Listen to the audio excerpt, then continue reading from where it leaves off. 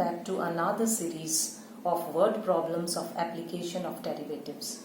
Children, in this video we are going to discuss the most important board questions. Let's see the first question. Children, this question has come in 2008, 2010, 12, 13, 14 and 16. So it's quite important from board point of view. Let's understand this question. It is given that prove that the volume of the largest cone that can be inscribed in a sphere. So let this is your sphere and your volume, your cone is inscribed in it of volume V of radius R. Let this is your center of the circle, let this be your radius R, is 8 by 27 of the volume of the sphere. You have to prove here that volume of your cone is equal to 8 by 27 volume of the sphere. Or I can say I need to prove 8 by 27 into volume of sphere is 4 by 3 pi r cube. This you need to prove that volume is equal to this. Now here we are talking about largest cone, that means maximum volume is to be calculated. Now children, let's complete this diagram. This is say your height h. Say this is A, B, say this is your C and this is your D. Now this is the center of the circle, so this height is again your R. Let this height be your X. Let this center be O. So this is all about the diagram. Now what we need to do? Prove that the volume of the largest cone. We need to maximize volume of the cone. So I will be writing volume of cone here. So volume of cone is written as 1 by 3 pi r square. R square means the radius of the base. So here if this is your right angle triangle, then this will be what? This will be, here you have to apply the Pythagoras theorem. This will be capital R square minus x square. So this AC, here AC is your radius. And what is your height? Height is this CD. So this is your height CD. Now I can write 1 by 3 pi. What about this AC? AC by Pythagoras theorem you can write it as R square minus x square. And what is your CD? CD is R plus x. So write it as R plus x. Now children, you need to maximize the volume. That means you need to differentiate it. So let's differentiate it. Now here you are having R and x. R is to be taken as constant because here the radius of the sphere is given to you as constant. So R will be taken as constant. Differentiated, it will be 1 by 3 u into v. So R square minus x square as it is. Differentiation of this will be just 1 plus r plus x as it is. Differentiation of this will be minus 2x. So here I will be getting it as 1 by 3 r square minus x square minus 2rx minus 2x square, which will on simplification becomes 3x square minus 2rx. Now children, when you are maximizing it and if you want to find out the critical point, then you should equate v dash equal to 0. That means your r square minus 3x square minus 2rx equal to 0. Now this is a quadratic equation. Rearrange it. So it will be r square minus 2rx minus 3x square equal to 0. Factorize it, or simply I can write the answer as, so here after factorization I am getting these two critical points, r equal to 3x and r equal to minus x. This I will not be considering because this x cannot be of negative sign. So I am getting x as r by 3. Now this means your volume will be maximum when your x becomes, that means this distance becomes r by 3. Now what is the validity of this x equal to r by 3, that it gives you the maximum value? For that we need to calculate second derivative. So calculate the second derivative. This is my v dash. So I will be calculating now v double dash. V double dash is equal to 1 by 3 pi. It's a constant. R is again a constant, so 0. Here I will be getting it as 6x. Here I will get it as minus twice of r. Now children, this v double dash can be written as minus 2 1 by 3 pi. 2 I have taken out, so this is 3x plus r. Now in total, this complete term is having negative sign. That means v double dash is less than 0. What it proves? It proves if it is negative, it proves that the volume will be maximum. Therefore, volume will be maximum at x equal to r by 3. Now let's see whether this volume will come out to be or not at x equal to r by 3. So in the given volume, you just put the values over here. So at x equal to this, you put the value x equal to r by 3 over here. So after putting the values, I will get it as 32 by 81 pi r cube. Now I want to prove that it is 8 by 27 times of this. So I have bifurcated it. 8 by 27 I have taken out here. So inside it will be 4 by 3 pi r cube, which proves that this is 8 by 27 times of volume of sphere. Hence proved. Let's see this question, children. This has come in board in 2007, 11 and 13. It is given here, show that the right circular cone of least curved surface and given volume has an altitude equal to root 2 times the radius of the base. So we are talking about a right circular cone. This is your right circular cone. Let the height of this cone be h and radius of the base is r and this slant height be l. Now show that the right circular cone of least curved surface area. Least curved surface area means S minimum. Surface area is minimum. And the given volume. So surface area of this cone is given to you by pi rl plus pi r square. That means area of the base and area of the curved part. The given volume, so you are given with volume also. So volume is given to you as 1 by 3 pi r square h. Has an altitude, that means you need to calculate altitude. Here is your h. So you need to prove that h is equal to root 2 times the radius of the base. This you need to prove. So let's find out. Here you need to minimize your surface area. So I will be taking here S equal to pi rl plus pi r square. Now children, I told you that every time whatever you are minimizing or maximizing, you need to convert into a single variable. So here I am having L and R as two variables. So I will convert this into a single variable by this formula. So here H can be written as, this H can be written as L square minus R square under root. So here I can write V equal to 1 by 3 pi R square, and this will be your L square minus R square.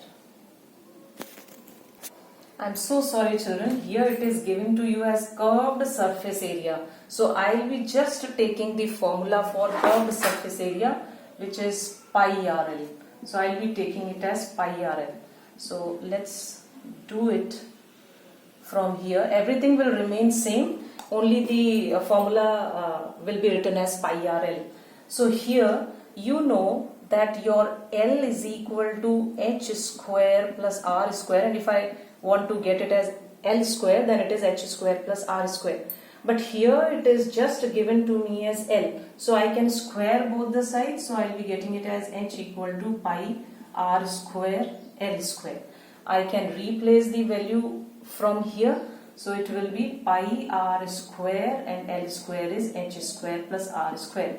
But I told you that whenever you are minimizing or maximizing, you need to convert into single variable. So I can calculate my h from here. So h will be equal to 3v by pi r square. That also I can substitute here. So this is pi r square, and here it will be 9v square by pi square r raised to power 4 plus r raised to power 2. So here I can multiply this inside, so it will be 9v square by pi r square plus this will be pi r raised to power 4. So this is your simplified form of s square. Now children, this s is your constant, so denoted by any letter, say this is your capital T.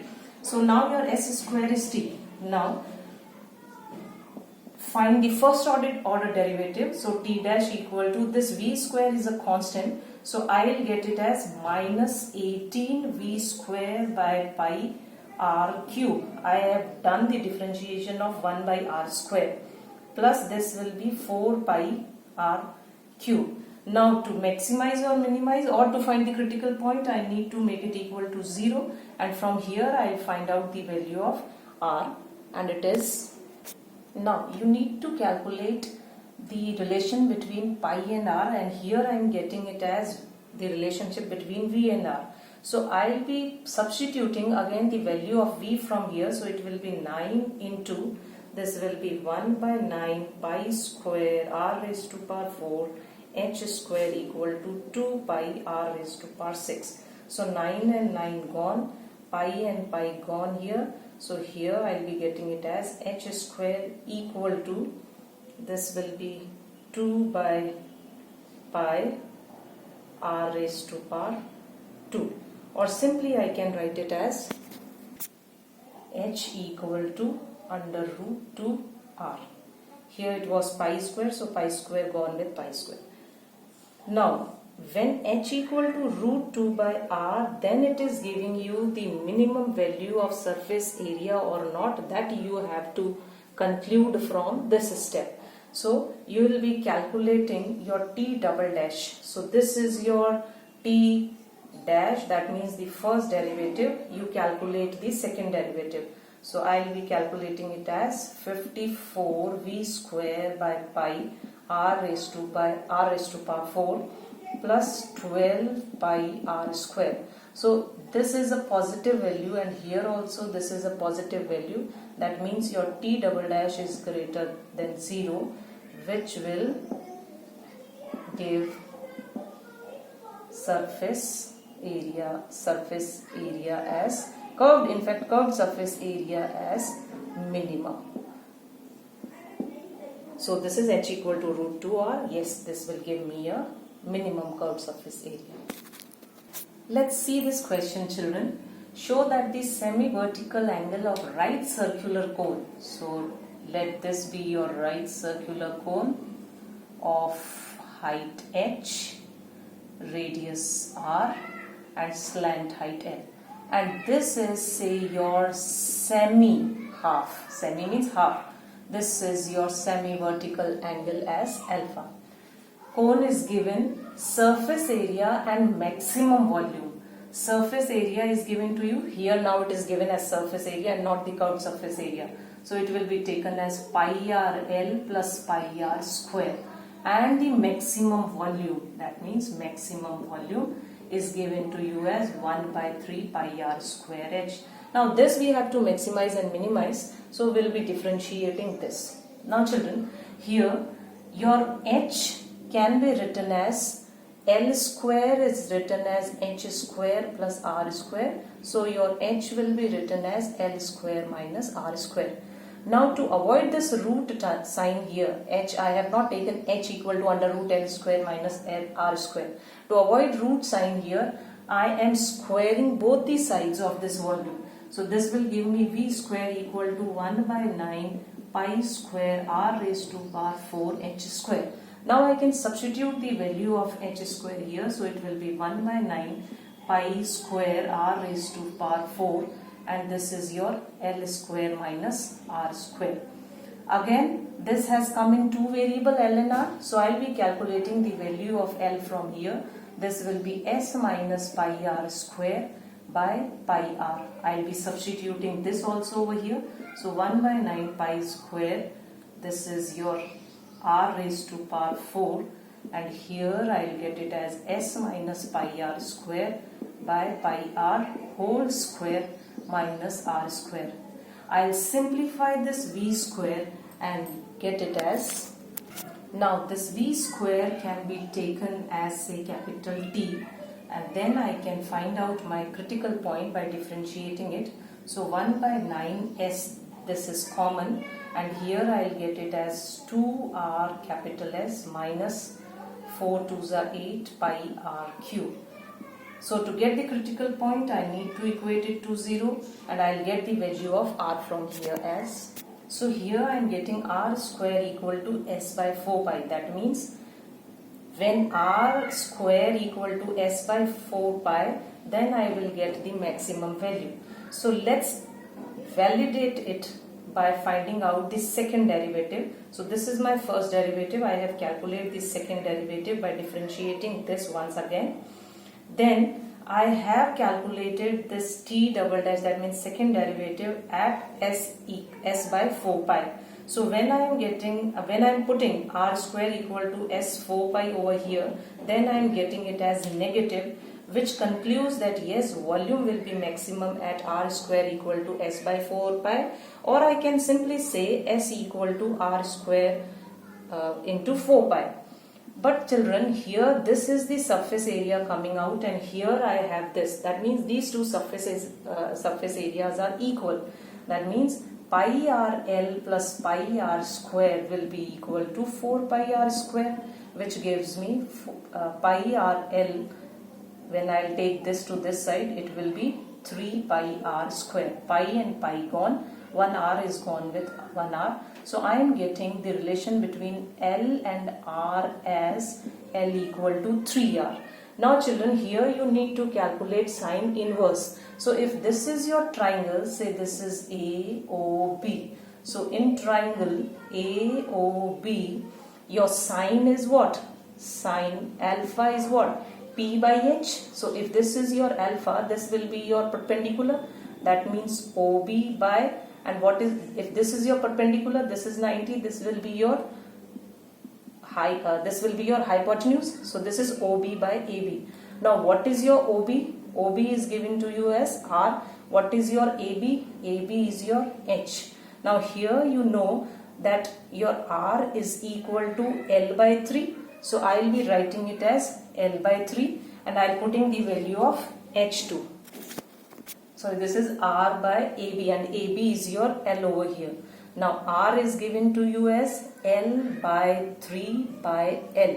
So L and L gone, and it is coming out to be 1 by 3. So sine alpha is equal to 1 by 3, or I can say alpha, which is your semi-vertical angle, is equal to sine inverse 1 by 3, hence proved.